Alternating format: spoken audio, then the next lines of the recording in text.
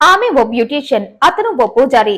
ఇద్దరికి వేరు వేరు వ్యక్తులతో పెళ్లిళ్లైపోయాయి. కానీ ఇద్దరు ఒంటరిగా మిగిలారు. ఒకరు చనిపోతే మరొకరు విడిపోయి ఒంటరి వారయ్యారు. అజయ్ మిశ్రా ఇతను కాన్పూర్ శుక్లగంజ్ లోని బ్రహ్మ్ నగర్ లో ఉంటున్నాడు. ఇతను ఒక పూజారి. పీరోడ్ లోని ఓ దేవాలయంలో పూజారిగా పనిచేస్తున్నాడు. జ్యోతిష్యుడు కూడా.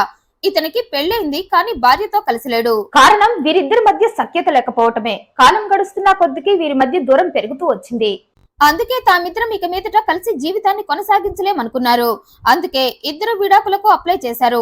విడాకులకు అప్లై చేశాక అజయ్ భార్య అతని దగ్గర నుండి వెళ్లిపోయింది. అప్పటి నుండి అజయ్ ఒంటరిగానే ఉంటున్నాడు. అయితే వీరిద్దరికి విడాకులు ఇంకా మంజూరు కాలేదు. కోర్టులో కేసు నడుస్తుంది. అయితే ఇంతలోనే హంతకుడిగా మారాడు ఈ పూజారి. పూలు పట్టుకున్న చేత్తో తుపాకీ పట్టుకున్నాడు. దానికి కారణం అతను వెళ్లిన తప్పుడు మార్గమే. ఈ పూజారి గుళ్ళో పూజలు చేసుకుంటూ బ్రతుకుతున్న టైంలో ప్రియా కతేరియా అనే ఓ 32 మహిళ అతని జీవితంలోకి వచ్చింది. ఈ ప్రియాకు పెళ్లైంది. ప్రస్తుతం 2 సంవత్సరాల వయసున్న కొడుకున్నాడు. అయితే ఇంట్లో గొడవల కారణంగా ప్రియా భర్త 2022లో ఆత్మహత్య చేసుకుని చనిపోయాడు. ఇక అప్పటి నుండి ప్రియా బాబుని తీసుకుని తన పుట్టింటికి వెళ్లిపోయింది. అక్కడే ఉంటూ తన బాబుని చూసుకుంటుంది. అయితే అప్పటికే ప్రియా తండ్రి అనారోగ్యంతో ఉండటంతో తండ్రికి భారం కాకూడదు అనుకుంది ప్రియా. అందుకే బ్యూటీషియన్ గా మారి తన కుటుంబానికి అండగా ఉండాలి అనుకుంది. అందుకే ఓ పేరున్న బ్యూటీ పార్లర్ లో బ్యూటీ కోర్స్ నేర్చుకుంది. కొన్ని నెలలకు తన కోర్స్ పూర్తయ్యాక తనుండే ప్రాంతంలోనే ఓ బ్యూటీ పార్లర్ పెట్టుకుంది. అది కూడా తన ఇంటికి దగ్గరలోనే తీసుకుంది. కారణం తన తండ్రికి ఆరోగ్యం బాగోదు. అందుకే వీలైనప్పుడల్లా తండ్రి పరిస్థితి చూసి వెళ్ళొచ్చని. ప్రియా తల్లి ఆరోగ్య పరిస్థితి కూడా అంతంత మాత్రమే. పైగా ప్రియా కొడుకును కూడా ఆమె చూసుకుంటుంది. అందుకే ప్రియ ఎక్కువగా తండ్రి దగ్గరే ఉంటూ అతన్ని చూసుకునేది. అయితే ప్రియ తండ్రికి ఎన్ని సపర్యలు చేసినా అతని ఆరోగ్యం మెరుగుపడలేదు. దీంతో ప్రియ తన తండ్రిని హాస్పిటల్ కి తీసుకువెళ్లి అన్ని టెస్టులు చేయించింది. అయితే వచ్చిన రిపోర్ట్స్ చూసి ఆమె గుండె పగిలిపోయింది. తన తండ్రికి క్యాన్సర్ అని చెప్పారు డాక్టర్స్. పరిస్థితి కూడా చేదాటిపోయిందని, అతను బ్రతకడం చాలా కష్టమని తేల్చేశారు. అతను చివరి స్టేజ్ లో ఉన్నాడని, ఉన్నన్నాళ్లు జాగ్రత్తగా చూసుకోమని చెప్పటంతో గుండె భారంతో ప్రియ తండ్రిని తీసుకుని ఇంటికి వెళ్ళింది. ఇంట్లో తన చెల్లి అంజుకి, తల్లికి, మేనమామకి అందరికీ విషయం చెప్పి బోరుమంది. ఆ విషయం విన్న అందరూ చాలా బాధపడ్డారు. అయితే ప్రియ మాత్రం బాధపడుతూ అక్కడితో ఆగిపోలేదు. కారణం ఆమెకు తండ్రంటే పిచ్చి ప్రేమ. అందుకే ఎలాగైనా ఏం చేసైనా తండ్రిని బ్రతికించుకోవాలి అనుకుంది. అందుకు భగవంతుడికి అర్జీ పెట్టుకోవాలి అనుకుంది. అందుకే ఈ అజయ్ పూజారిగా పనిచేస్తున్న గుడికి వెళ్ళింది. తన తండ్రికి క్యాన్సర్ వ్యాధి ఉందని, డాక్టర్స్ కూడా చేతులెత్తేశారని, అందుకే ఇలా దేవుడిపై భారం వేద్దామని వచ్చారంటూ తన బాధ మొత్తం పూజారికి చెప్పింది. అయితే అదంతా విన్న పూజారి, మీ నాన్నకు నేను పూజలు చేసి బ్రతికిస్తానంటూ ఓ సంజీవిని వరాన్నిచ్చాడు. నేను మనసు పెట్టి పూజ చేసి భగవంతుడిని అడిగితే ఆ దేవుడు నీ తండ్రికి ఆయుష్ ఇస్తాడంటూ ప్రగల్భాలు పలికి ప్రియ ఆశలకి అర్జం పోశాడు. అంతేకాదు, నేను గొప్ప జ్యోతిష్యుడినని, మీ నాన్న జాతకం చూసి అతని ఆయుష్ చెప్పేస్తారంటూ కొద్దిసేపు పేపర్ మీద ఏవో గీతలు గీసి కొద్దిసేపు కళ్ళు మూసుకొని వేళ్లు లెక్కేస్తూ కళ్ళు తెరిచి, మీ నాన్న పూర్ణాయుష్కుడు, ఈ క్యాన్సర్ మీ నాన్నని ఏమీ చేయలేదు, నా మంత్రశక్తితో పూజలు చేసి మీ నాన్నను బ్రతికిస్తానన్నాడు. ఇక ఆ మాటలన్నీ విన్న ప్రియ మనసులో కొండంత ధైర్యం వచ్చింది. నిజంగా తన తండ్రిని పూజారి పూజలు చేసి బ్రతికిస్తాడు అని బలంగా నమ్మింది. ఇక ఆ నమ్మకంతోనే అతను చెప్పిందల్లా చేయడం స్టార్ట్ చేసింది. అజయ్ ఎప్పుడు గుడికి రమ్మన్నా వెళ్లేది, ఏ పూజలు అన్నా చేసేది. అంతేకాదు, పలుమార్లు గంగా నది దగ్గర పూజలు చేశాడు ఈ పూజారి. అయితే ఈ పూజలు చేస్తున్న క్రమంలోనే ఈ పూజారి ప్రియాకు దగ్గరయ్యాడు. నిజానికి ఈ ప్రియాను చూడగానే ఈ పూజారి నరాల్లో చలనాలు మొదలయ్యాయి. అందుకే ఆమె వీక్నెస్ ని అడ్డం పెట్టుకుని ప్రియాకి దగ్గరవ్వాలి అనుకున్నాడు. ఇక ఆమె వీక్నెస్ ఆమె తండ్రి కావటంతో దాన్ని అడ్డం పెట్టుకుని పూజల పేరుతో ప్రియాకి దగ్గరయ్యాడు. ఇక ప్రియా కూడా పూజారిలో ప్రేమికుణ్ణి చూసింది. అతను తన తండ్రి విషయంలో పడుతున్న తపనకు పడిపోయింది. కానీ ఆ తపన మొత్తం తన మీదే అని, తన తండ్రి మీద కాదని ఆమె తెలుసుకోలేకపోయింది. అందుకే పూజారిని ప్రేమించింది. అయితే పూజారికి ప్రియాకి బిడ్డ ఉందని తెలుసు. కానీ ఆ బిడ్డతో తనకు ఏ సంబంధం లేదనుకున్నాడు. ప్రియా మాత్రమే తనకి కావాలనుకున్నాడు. ఇక ఇదిలా ఉండగా అజయ్ తన పూజారి వృత్తికి ఫుల్ స్టాప్ పెట్టాల్సి వచ్చింది. కారణం, అజయ్ గుడికి వచ్చిన విరాళాలను స్వాహా చేశాడంటూ అతనిపై ఆరోపణలు వచ్చాయి.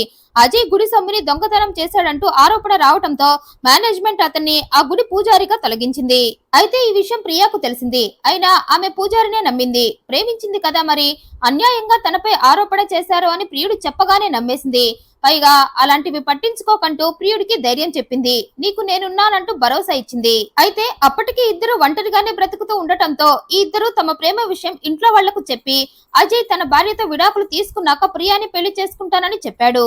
అందాక ఖాళీగా ఇద్దరం ఉండటం ఎందుకని గడాలియా మహల్ కు చెందిన రాజకుమారి అనే ఆమె ఇంట్లో ఒక గదిని అద్దెకు తీసుకుని అక్కడ ఉంటున్నారు. అలా 2 ఏళ్లు గడిచాయి. అప్పటికి అన్ని ప్రాబ్లమ్స్ క్లియర్ అయిపోవడంతో ఈ ప్రేమికులిద్దరూ పెళ్లి పీటలెక్కాలి అనుకున్నారు. ఇక వీరి పెళ్లికి ఇరు పెద్దలు పెళ్లి ముహూర్తం కూడా ఫిక్స్ చేశారు.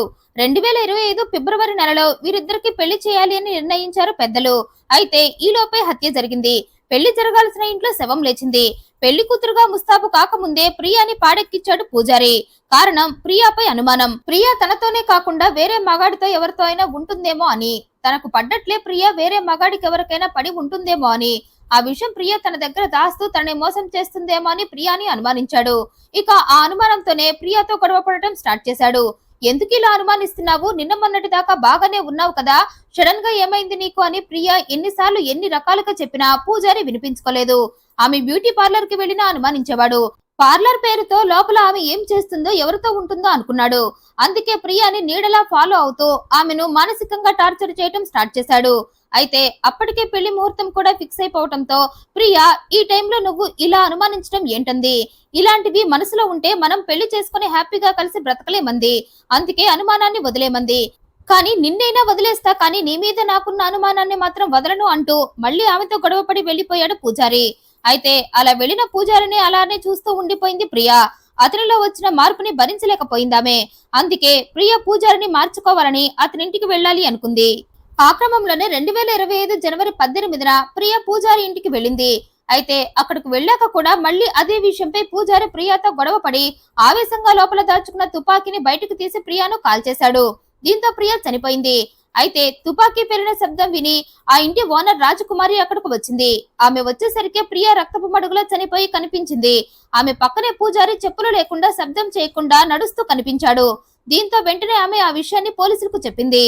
అప్పటికే చుట్టుపక్కల వారంతా పోగయ్యారు. ప్రియ ఫ్యామిలీ మొత్తం అక్కడకు చేరుకుంది. అయితే వారంతా అక్కడకు చేరుకునే లోపే పూజారి అక్కడ నుండి పరారయ్యాడు. ఇక పోలీసులు రాగానే ప్రియా శవాన్ని హ్యాండ్ ఓవర్ చేసుకుని పోస్ట్ మార్టం నిమిత్తం ఉర్సాలాకి పంపారు. ఇక విచారణలో ప్రియా పూజారికి మధ్య గొడవలు జరిగేవని, పూజారి ప్రియాను అనుమానిస్తూ గొడవ పడేవాడని తేలింది.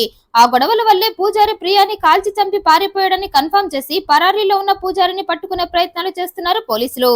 ఇక ప్రియా చెల్లి మంజు ఆమె మేనమామ మాట్లాడుతూ ప్రియాది ఏ తప్పు లేదని, పూజల పేరుతో పూజారి ఆమెకు దగ్గరయ్యాడని, ఇద్దరికి గొడవ జరిగినప్పుడల్లా పూజారి నీ తండ్రిపై చెడు పూజలు చేస్తా అని బెదిరించేవాడని, అందుకే ప్రియా పూజారి విషయంలో చాలా వరకు భరిస్తూ వచ్చిందని చెప్పారు. ఎలాగైనా ప్రియాను చంపిన పూజారిని పట్టుకోవాలని డిమాండ్ చేశారు. తండ్రిని మరణం నుండి బయటపడేద్దామని తాను చావుకు ఎదురెళ్ళింది. పూజారి చేతుల్లో తండ్రి ప్రాణాలు పెట్టి అతని చేతుల్లోనే తన ప్రాణాలను పోగొట్టుకుంది ప్రియా. అప్పటికే తండ్రిని కోల్పోయిన ప్రియా కొడుకు ఇప్పుడు తల్లిని కూడా కోల్పోయి అనాథగా మారాడు. ఈ వీడియోపై మీ అభిప్రాయాన్ని కమెంట్ రూపంలో తెలియజేయండి. మరింత ఇంట్రెస్టింగ్ అండ్ జెన్యూన్ ఇన్ఫర్మేషన్ కోసం ఈ వీడియోని లైక్ చేయండి, షేర్ చేయండి, ఛానల్ సబ్స్క్రైబ్ చేయండి. Thank you for watching.